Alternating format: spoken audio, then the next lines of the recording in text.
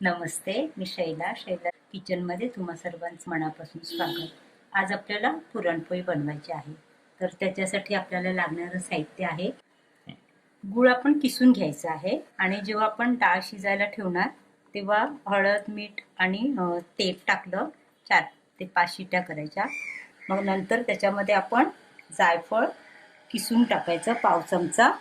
नंतर वेलची घेतली मी 8-10 वेलची बारीक पावडर करून टाकायची आणि थोडी हळद आपण टाकलेली आहे त्याच्यामध्ये. तर फक्त जायफळ आणि वेलचीची पावडर टाकायची आणि नंतर पुरण यंत्र तुमच्याकडे असेल तर पुरण यंत्रावर करू शकता किंवा हे बघा अशी चाळणी आता निघाली आहे. तर ह्या अशा चाळणीवर पण तुम्ही पुरण टाकायचं आणि असं वाटीने किंवा पेल्याने असं वरून दाबलं की तो खाली ठेवून त्याच्यामध्ये पुरण छान येतं. आता पुरणपोळी बनविण्यासाठी मी मैदा घेतला आहे. आता फक्त 1 वाटी मैदा, 1 वाटी गव्हाचं पीठ असं पण करतात किंवा फक्त 1 वाटी गव्हाचं पीठ, फक्त 1 वाटी गव्हाचं पीठ घेऊन तशा पण पोळ्या करतात. तर आज मी फक्त मैद्याच्या करणार आहे. तर 1 वाटी मैदा घेतला आहे. तर त्याच्यामध्ये चवीनुसार मीठ टाकायचं.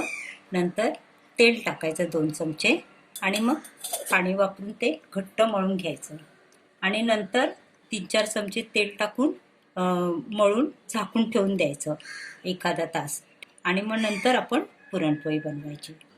हे बघा आता आपण डाळ कुकरमध्ये घेतली आहे आणि हे ग्लास मी 3 ग्लास पाणी घेतलं आहे शिजवण्यासाठी आणि नंतर थोडंसं पाव चमचा मीठ टाकायचं, हळद थोडी पाव चमचा म्हणजे छान कलर दिसतो म्हणून, आणि एक छोटे 2 चमचे तेल टाकायचं आणि मग 2 ते 3 शिट्या करून घ्यायच्या. हे बघा 2 चमचे तेल टाकलं. आता कुकरचं झाकण लावून 3 शिट्या करून घ्यायच्या. आता हे बघा 1 वाटी मी मैदा घेतला आहे, थोडंसं पाव चमचा मीठ टाकलं आहे, पाव चमचा हळद आणि 1 चमचा तेल. आता पाणी वापरून आपण जसं लागेल तसं म्हणजे घट्टसर मळून घ्यायचं. हे बघा आता आपलं पीठ 1 वाटी पीठ घेतलेलं ना मैद्याचं ते मळून झालेलं आहे. आता त्याला व्यवस्थित तेल लावून 2-3 चमचे तेल टाकायचं आणि पूर्ण तेलामध्ये चांगलं मळून ठेवून द्यायचं. कुकर थंड होऊन आपलं पुरण बनवून होईपर्यंत ते चांगलं मुरणार. तेल टाकून असं छान मळून घ्यायचं, एकदम नरम झालं पाहिजे आणि मग पुरणपोळी आपली छान सॉफ्ट होणार. आता हे बघा आपली डाळ शिजवून घेतलेली आहे, ती कुकरमध्ये मी शिजवलेली. आता हे बघा असं असं ठेवलेलं, मग सगळं ते पाणी खाली आलं आहे. आता आपल्याला हे पुरण आता शिजवून घ्यायचे, डाळ शिजवून घ्यायची. तर त्याच्यासाठी आपल्याला लागेल, मी 2 वाटी डाळ घेतली आहे म्हणून मग 2 वाटी गूळ घेतला. 2 वाटी म्हणजे पाव किलो होतं, मग पाव किलो डाळ तर पाव किलो गूळ. तुम्हाला जास्ती गोड आवडत नसेल तर थोडं कमी करू शकता तुम्ही. नंतर जायफळ लागेल आपल्याला अर्धा चमचा पुरणामध्ये टाकण्यासाठी आणि वेलची पावडर अर्धा चमचा. आता आपण पुरण शिजायला ठेवूया. आता हे बघा आपण पुरण आता शिजवून घ्यायचं आहे, आपल्याला डाळ शिजवून घ्यायची आहे. तर आता मी गॅस चालू केला आहे. आता त्याच्यामध्ये 2 वाटी डाळ आहे ना, मग 2 वाटी गूळ आपण टाकायचं आहे.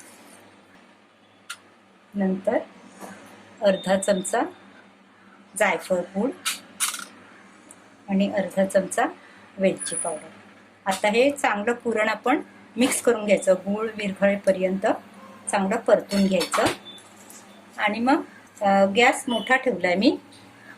आता घट्ट होईपर्यंत चांगलं परतून घ्यायचं. घट्ट झालं की गॅस बंद करायचा.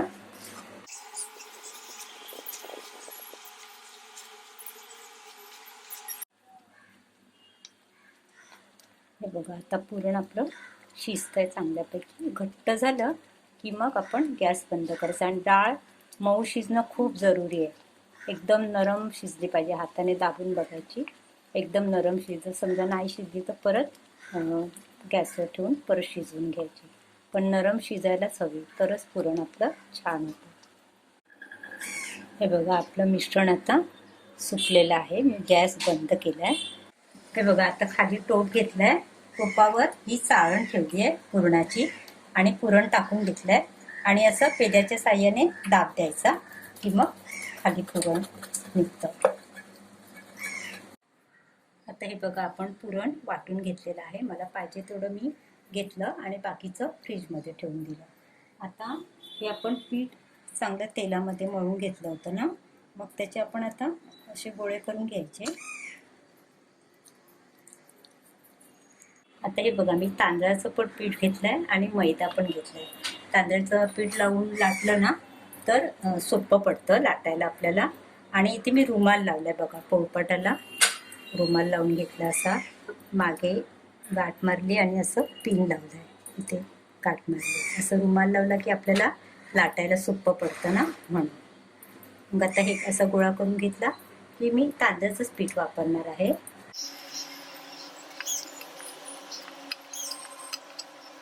छोटी लाटून घ्यायची. नंतर आता ह्याच्यामध्ये आपल्याला हे पुरण भरायचं आहे.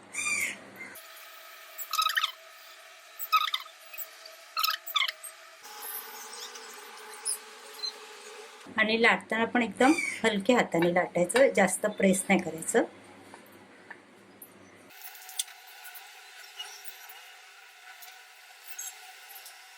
पुरण दिसायला लागलं की स्टॉप करायचं. आता आपण शेकून घेऊया.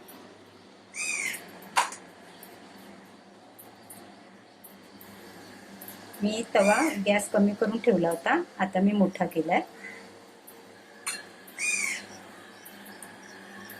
2-3 मिनटं झाली की नंतर परतायचं. 2-3 मिनटं ठेवायचं असंच.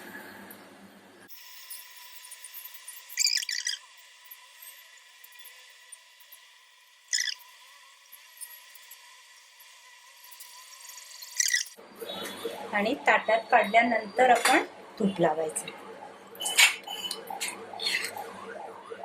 तूप लावली तर छान लागते, म्हणून तूप लावते मी.